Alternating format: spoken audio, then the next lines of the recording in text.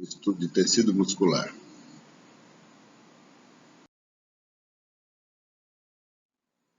Praticamente todos os movimentos que acontecem no nosso organismo acontecem envolvendo algum tipo de trabalho muscular.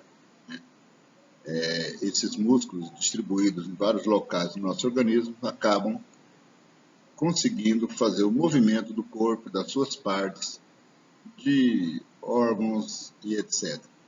O tecido muscular se caracteriza por um agregado de células alongadas, especializadas, que são dispostas em arranjos paralelos, cuja principal função é a contração e também o relaxamento dos mesmos.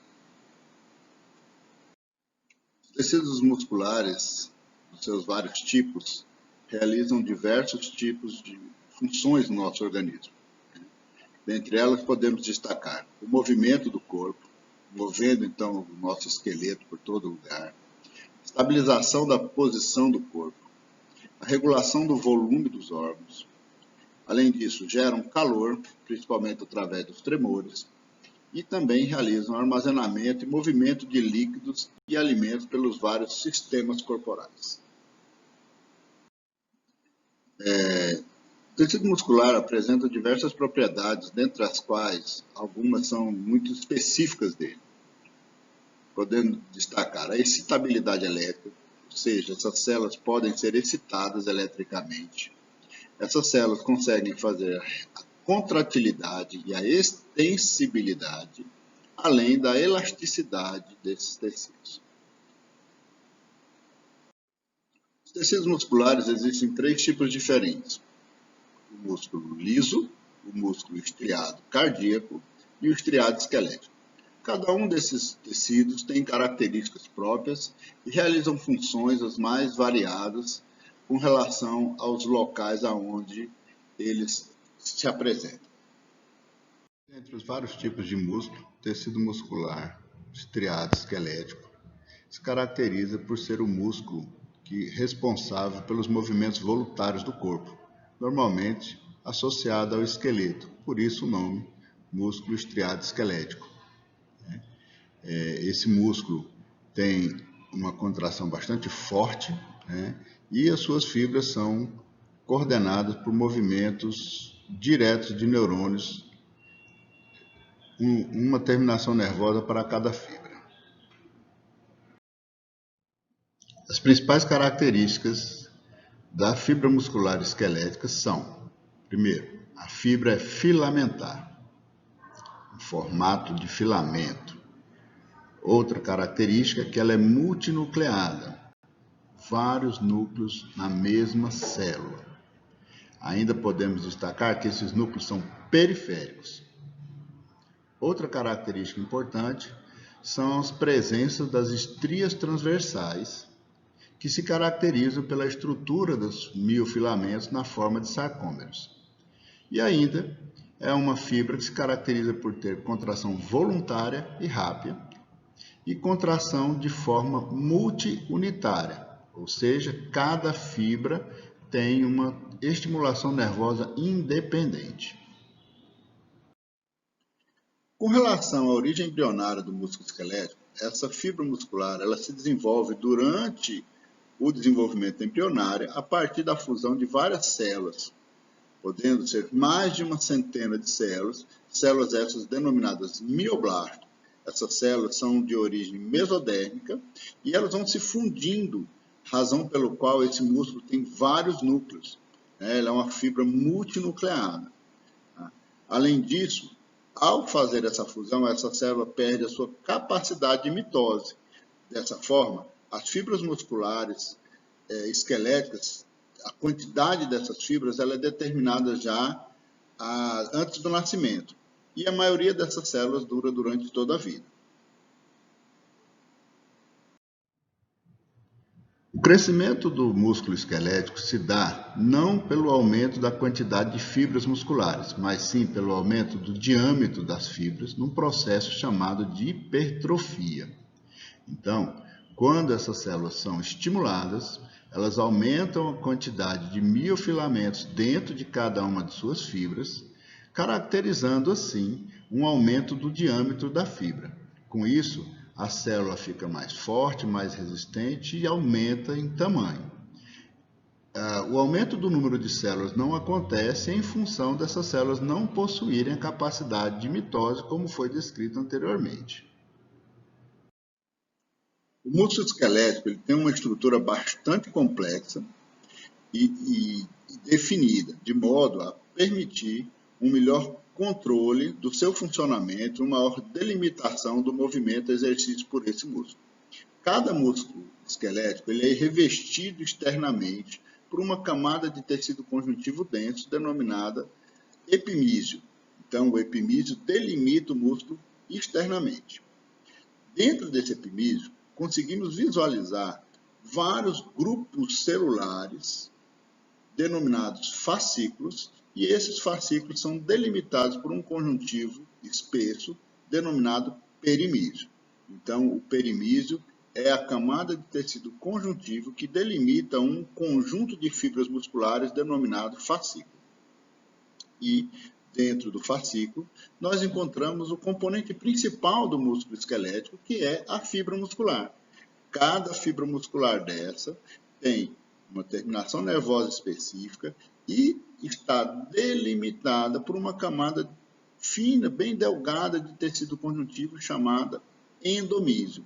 Então, o endomísio delimita a fibra muscular, o perimísio delimita o grupo de fibras musculares, denominado fascículo, e o epimísio delimita o músculo como um todo. Essa organização é bastante característica desse músculo.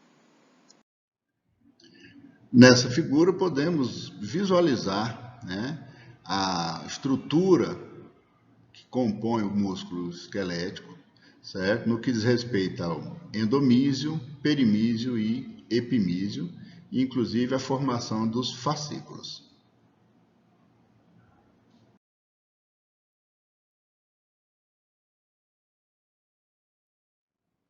Nessa imagem, podemos visualizar uma fotomicrografia eletrônica da fibra muscular esquelética, visualizando assim o seu núcleo periférico e o arranjo das miofibrilas na forma de sarcômeros, onde nós vamos encontrar regiões de maior densidade, em que fica mais escura a banda A, e regiões de menor densidade, que fica mais clara a banda I, certo? Ao lado temos um desenho esquemático da representação gráfica da figura da microscopia eletrônica inicial. Nessas imagens podemos observar como que a ultraestrutura da fibra muscular esquelética, visualizando o posicionamento dos miofilamentos de actina e miosina próximos aos retículos sarcoplasmáticos, que armazenam o cálcio, né? Além da distribuição com relação a mitocôndrias, etc. Podemos observar também, né, na ampliação dessa imagem, como que os filamentos de actina e miosina se organizam para formar os sarcômeros. Nessa imagem temos um detalhamento, né, e ampliação da ultramicrografia eletrônica, né, para visualizarmos a linha Z, a banda A, a banda I, a linha M e também a zona A, né, aonde podemos visualizar então toda a estrutura, né, de como que os filamentos de actina e miosina se organizam para formar o sarcômero e permitir uma forte contração muscular. Esse arranjo na forma de sarcômero é comum tanto ao músculo esquelético como ao músculo cardíaco. Por isso, o músculo cardíaco também é denominado músculo estriado, porque seus miofilamentos também se organizam na forma de sarcômero. Nessa imagem, nós já podemos visualizar como se comporta o sarcômero durante o momento de contração, desde um músculo relaxado a um músculo parcialmente contraído e um músculo totalmente contraído.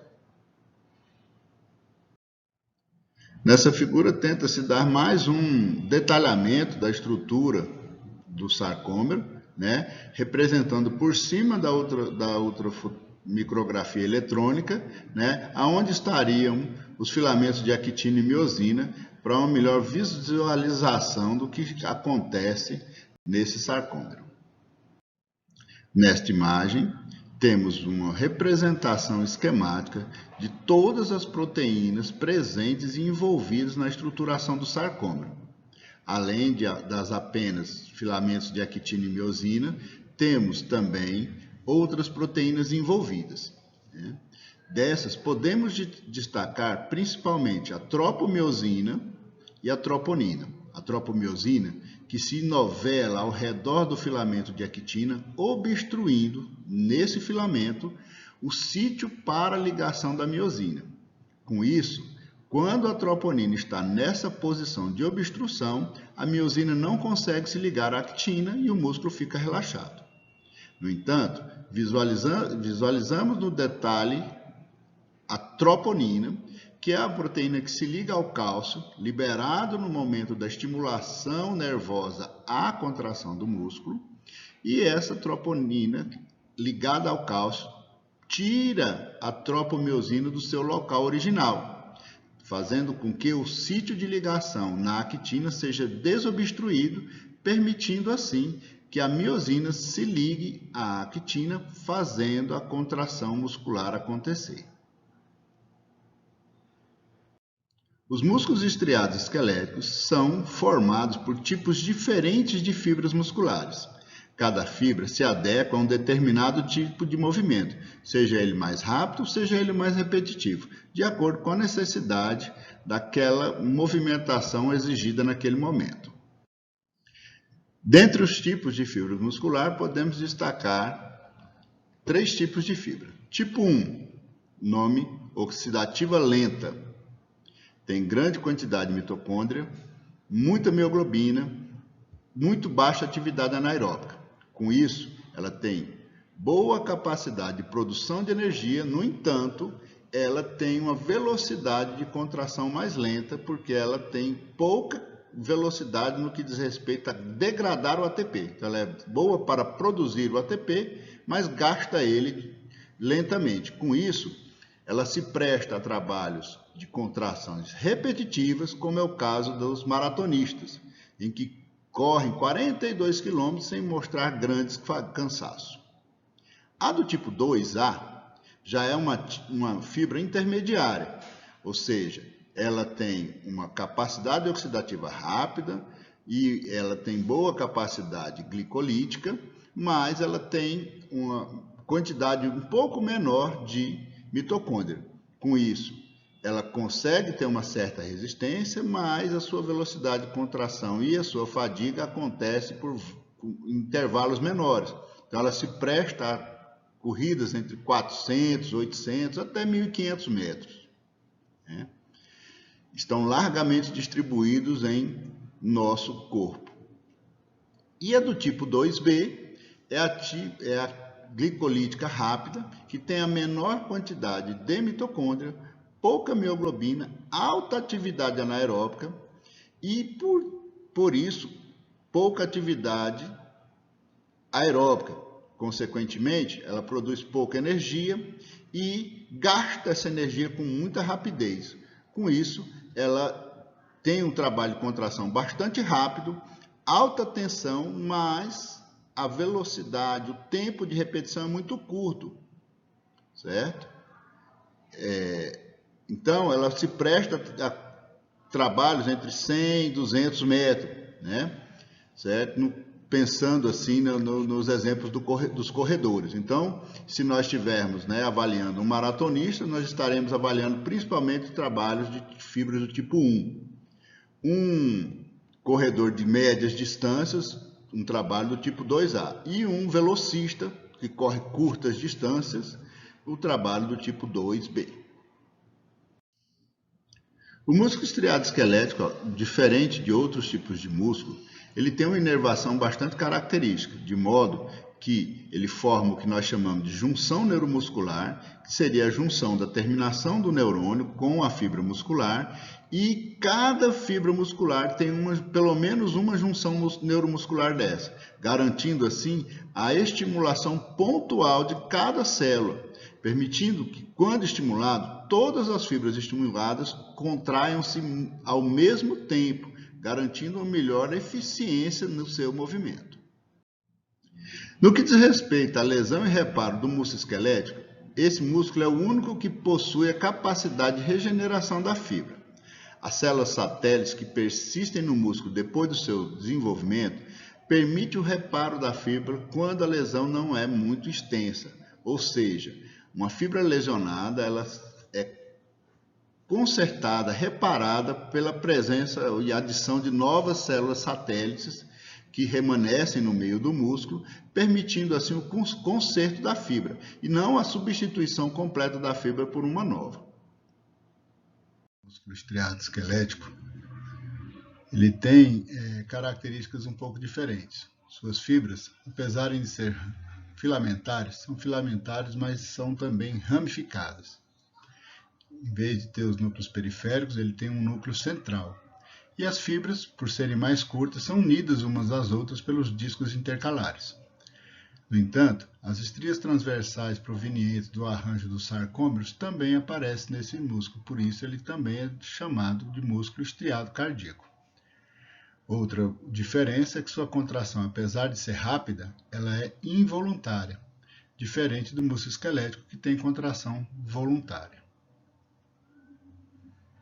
Uma coisa que podemos observar na figura ao lado é que a fibra muscular tem um diâmetro bastante significativo e nós podemos visualizar, pelo tamanho da fibra, que ao redor do núcleo da fibra há uma grande quantidade de citoplasma, diferente do que nós veremos com o músculo liso, que também tem núcleo central, mas pouco citoplasma fica ao redor do núcleo, uma vez que a fibra tem um diâmetro bem menor. Tá? Podemos observar nas imagens em corte longitudinal os discos intercalares, essas estruturas aqui. Isso são os discos intercalares, que emendam uma fibra uma à outra.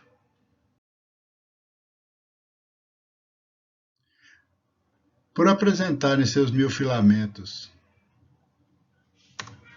organizados na forma de sarcômeros, esse músculo também é estriado.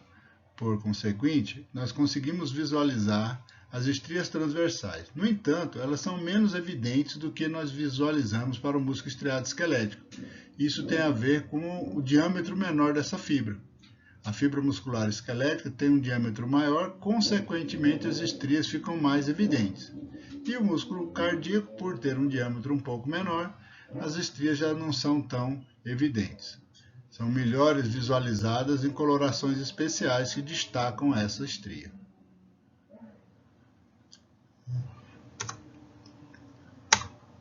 Esse arranjo dos sarcômeros, dos miofilamentos, é bastante interessante, uma vez que no músculo cardíaco, apesar do núcleo central, e também da quantidade de miofilamentos, etc., essa fibra ela tem um diâmetro muito ocupado também por mitocôndrias, uma quantidade muito grande de mitocôndrias, que dá a esse músculo a capacidade de trabalho ininterrupto 24 horas por dia, sem que haja, com isso, o cansaço da fibra muscular, uma vez que a sua capacidade de produção de energia para suprir as necessidades desse trabalho ininterrupto faz com que o músculo cardíaco tenha uma boa capacidade de trabalho, já que tem muita mitocôndria.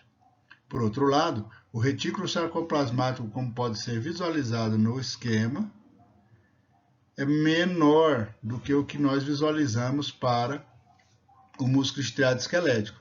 E sendo menor, consequentemente, o cálcio que é armazenado nesse retículo não é suficiente para sustentar a contração desse músculo, precisando vir também cálcio do meio extracelular, o que levou ao desenvolvimento de um importante grupo farmacológico, que são os bloqueadores de canais de cálcio, que atuam no sentido de diminuir a frequência, a força da contração muscular cardíaca, sendo importante em alguns tipos de doenças, como a hipertensão arterial e até nas arritmias cardíacas. Os discos intercalares são visualizados na imagem ao lado e eles têm por característica serem formados por dobras, interdigitações das membranas de duas células que estão sendo emendadas umas às outras através de junções intercelulares e também de junções comunicantes.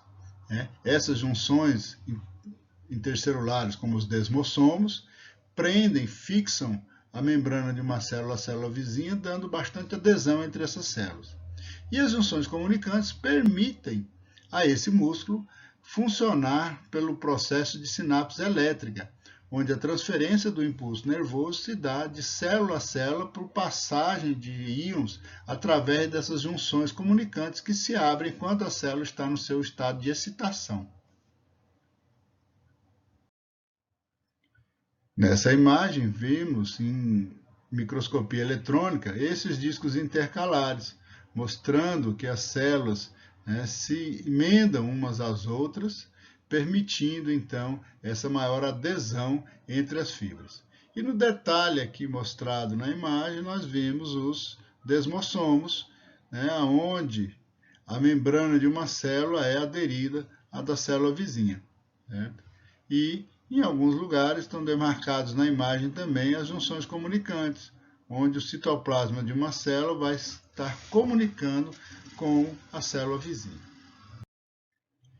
Diferente do que acontece com o músculo estriado esquelético, o músculo cardíaco não tem capacidade de reparo, ou seja, quando a fibra sofre uma lesão, essa fibra não se regenera, não nasce outra fibra no lugar, nem a fibra lesada é reconstruída.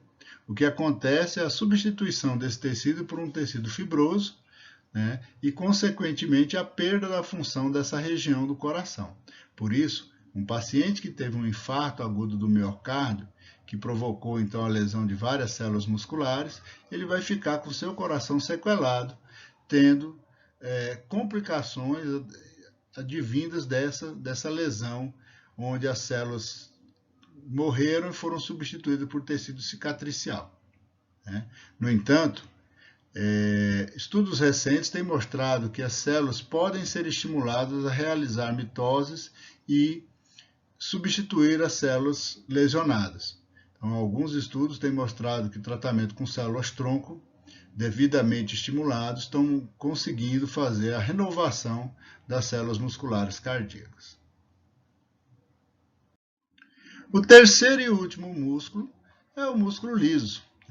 É chamado músculo liso, uma vez que ele não tem as estrias transversais, como nós vimos nos outros dois tipos de músculo. Esse músculo está presente nas paredes dos órgãos de estruturas ocas, como tubo digestório, bexiga, etc. E muito presente nas vísceras do nosso organismo.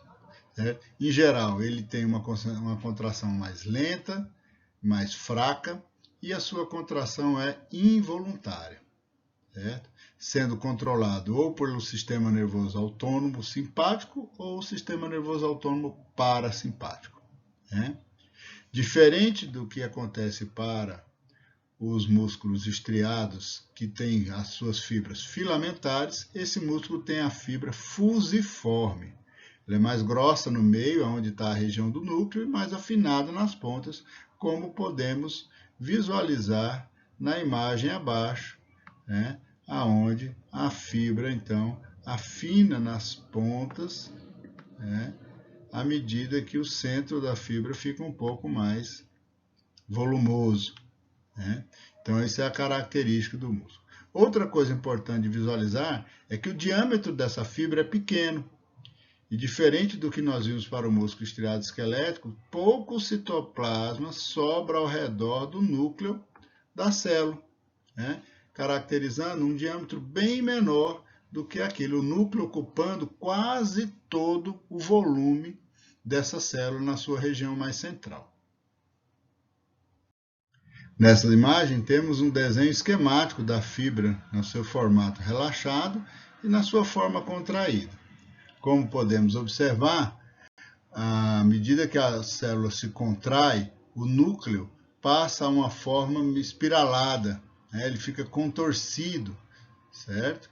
Essas fibras estão arranjadas, né, de forma diferente, por isso não aparecem os sarcômeros. Então, os filamentos de actina e miosina se organizam ligado ao esqueleto da célula, ao citoesqueleto da célula, e quando eles se contraem, eles promovem o movimento da fibra como um todo. Mas a maneira de organização dessas fibras são logo abaixo do citoplasma, mas de uma maneira não tão organizada como é visualizado para o músculo cardíaco e músculo esquelético. De todos os músculos, o músculo liso ele é o único que mantém a sua capacidade mitótica, permitindo que as células se renovem com facilidade. Então, não há um reparo da fibra muscular, mas há a substituição da célula que foi lesionada por uma nova célula, né? Um exemplo bem característico disso é o útero, né? Que durante a gravidez ele aumenta a quantidade de células desse útero para permitir o crescimento do útero, para acomodar a criança dentro dele e manter ainda a força muscular. No entanto, depois do nascimento da criança, essas fibras vão degenerando, diminuindo em número de células, até que o útero volta quase ao seu tamanho original.